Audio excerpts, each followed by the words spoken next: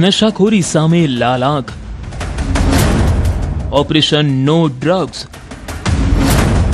55 kilo ગાંજાનો જથ્થો જપ્ત,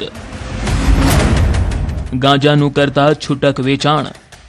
હીરા ઉદ્યોગનું hub ગણાતું Surat શહેર જે હવે ગુનાખોરી સાથે નશાનો કારોબારનું પણ હબ બની રહ્યું હોય તેવું લાગી રહ્યું છે। યુવાનોમાં નશાનું સેવન વધી ગયું છે। નશાખોરી સામે પોલીસની એક્શન છતાં નશાનો કારોબાર કરતા માફિયાઓ નથી રોકાઈ રહ્યા, ત્યારે સુરત પોલીસે ઓપરેશન નો ડ્રગ્સ પાર પાડ્યું છે। સુરતના ઓલપાડના કારેલી ગામથી નશાના કારોબારનો પર્દાફાશ થયો છે। એસઓજીએ મધુબન રેસિડેન્સીમાં એક મકાનમાં દરોડા પાડ્યા, ઘરમાંથી 27 લાખથી વધુની કિંમતનો 55 કિલો ગાંજાનો જથ્થો ઝડપી પાડ્યો। ઘટના સ્થળેથી પોલીસે 4 લોકોની ધરપકડ કરી।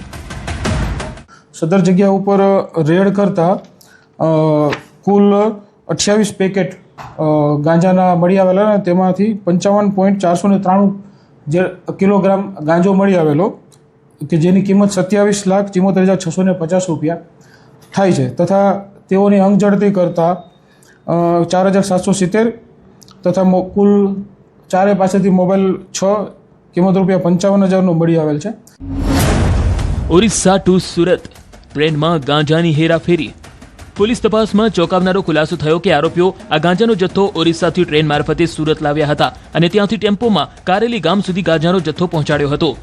ઝડપાયેલા શખ્સો આ ગાંજાના જથ્થાનું સુરત જિલ્લામાં અલગ અલગ જગ્યા પર છૂટકમાં વેચાણ કરતા હતા। રાજેશ ઉર્ફે રામ ઉર્ફે ગંગુચેલી બલરામ દેવાસી, જે ગંજામનો રહેવાસી, તેને અને જયસિંહ જે ઓરિસ્સાનો રહેવાસી છે, આ મુદ્દામાલ તેઓના માણસો મારફતે અત્રે પહોંચાડેલો હતો અને આ તમામ જે ચારે આરોપીઓ જે છે એને અટક કરવામાં આવેલ છે અને ઓલપાડ પોલીસ સ્ટેશન ખાતે આ ચારે વિરુદ્ધ એનડીપીએસનો ગુનો દાખલ કરવામાં આવેલ છે ને આમાં કુલ બીજા 7 આરોપીઓને વોન્ટેડ જાહેર કરવામાં આવેલ છે।